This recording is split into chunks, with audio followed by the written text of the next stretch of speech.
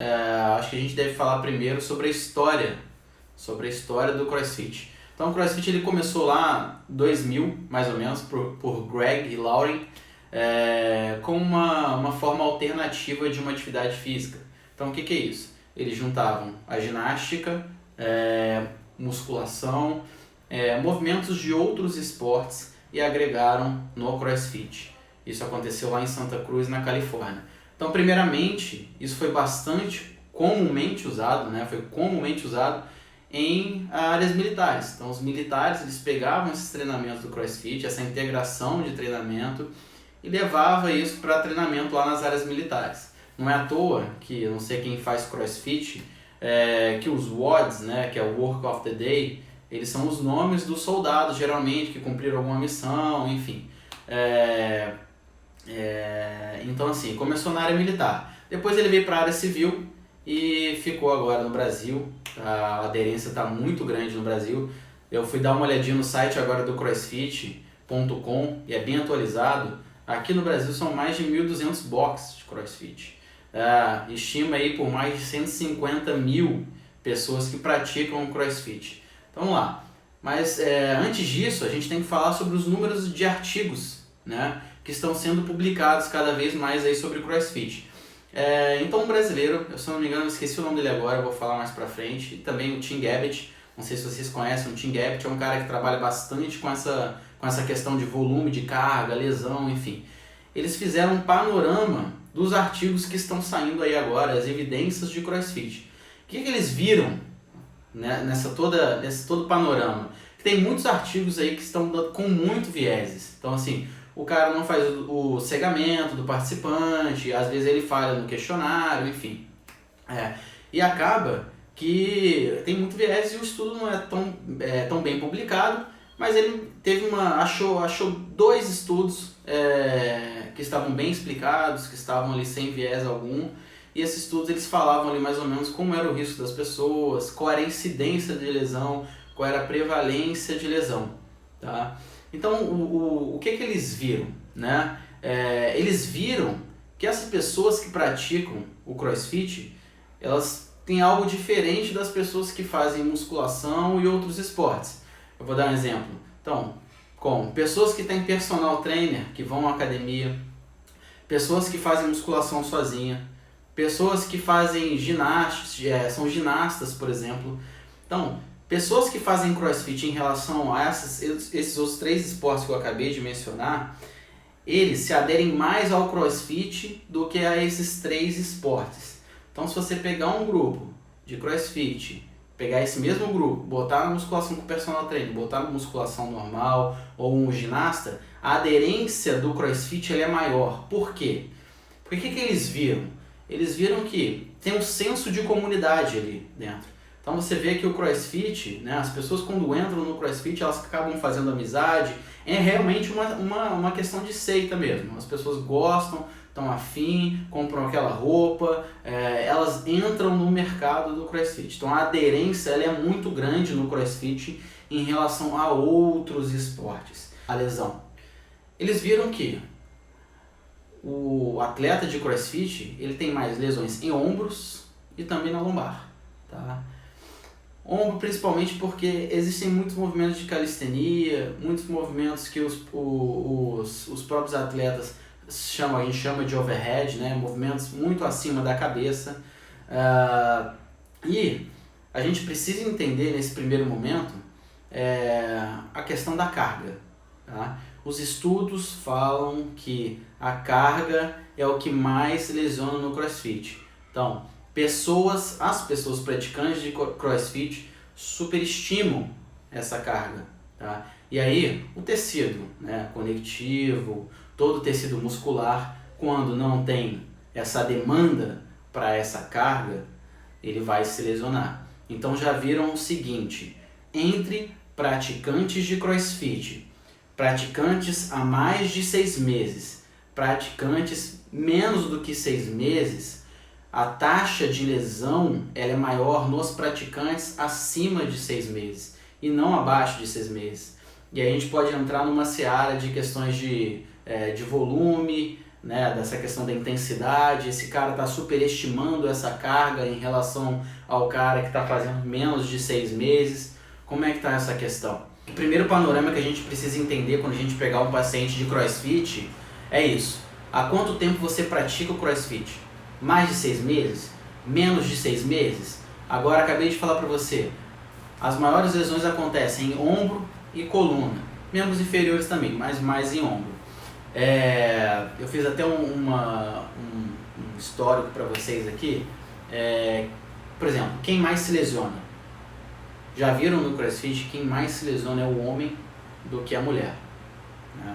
Eu não sei porquê, geralmente mais mulheres se lesionam em outros esportes por questões por questões hormonais, fatores intrínsecos mesmo diferentes que o homem tem diferente da mulher. É importante, a gente já falou da aderência, a gente já falou também da questão quem se lesiona mais, tá? Qual articulação que se lesiona mais e por quê. Um dado importante também, que os artigos agora, hoje em dia, que estão fazendo sobre CrossFit, o que eles viram? Pessoas que são melhores acompanhadas pelos professores do CrossFit, as pessoas que fizeram treinamento, que principalmente é o CrossFit, que a marca, o CrossFit é uma marca, eles dão aulas, eles te capacitam, educadores físicos, para que você possa dar aula nas academias, nos boxes, enfim. Então, pessoas que possuem melhor acompanhamento, essas pessoas têm menor taxa de lesão. Diferentemente de pessoas que não possuem acompanhamento, têm maiores taxas de lesão. Então, o que a gente pode perceber, então, que geralmente a gente chega em box 7, 8, 9 da noite, esse box tem 15 pessoas, 10 pessoas, e é complicado. Se tiver um professor somente, é difícil corrigir. Então, geralmente, o que eu estou vendo nos boxes hoje em dia é mais de um professor. Geralmente ficam 2 professores circulando na sala para que realmente, né, as taxas de lesões diminuam, a aderência desse cara que está praticando CrossFit ela fique maior. Então, os CrossFits agora estão investindo nessa questão. Deixa eu ver o que a gente poderia falar. A gente já falou da carga e da demanda, né? O quão é importante a gente entender o que o nosso corpo está preparado para pegar, né? Estou falando de uma relação de peso. Se eu malho há 10 anos, a tendência é que eu pegue mais peso do que pessoas que estão malhando há 5 meses. Então, a gente precisa entender qual é a carga, né, que aquele cara está pegando e o quanto o corpo dele aguenta. Então, eu tenho uma balança nisso aí. Então, se a carga é muito grande para o corpo, né, para uma questão de força, volume muscular, a tendência é que esse cara se lesione mais. Atletas de CrossFit, eles lesionam mais do que outros esportes. Então, assim, eu queria até saber com vocês, seguidores, o que vocês acham, a opinião de vocês. Vocês acham que realmente o CrossFit ele lesiona mais do que outros esportes? Não, depende qual esporte é. A gente está falando da mesma categoria, não estamos falando da mesma categoria. Isso é importante a gente entender também. Porque nos estudos, o que eles fazem? Eles usam a prevalência, né? Eles usam a incidência e não a prevalência. Então, a incidência, a gente está falando de uma questão aguda. Números de casos novos nessa determinada população, né? A população do CrossFit. Quando a gente fala de prevalência, é uma população total. Números de casos já antigos, registrados. Então, o que eles fazem na incidência? Eles acompanham, geralmente, o que os artigos fazem? 1000 horas de treinamento. Em 1000 horas de treinamento, quantas pessoas se lesionaram? Qual é a taxa de lesão que teve o CrossFit? Então, para a gente ter um entendimento melhor, então, o futebol lesiona mais aqui. Muito bom, perfeito. Então, só para o nosso entendimento aqui, a gente sabe que existem esportes diferentes, claro, né? Nem todos são iguais. Então, por exemplo, o futebol em relação ao CrossFit, o futebol lesiona muito mais. Em um tempo de 1000 horas, o futebol lesiona mais do que o CrossFit em um tempo de 1000 horas.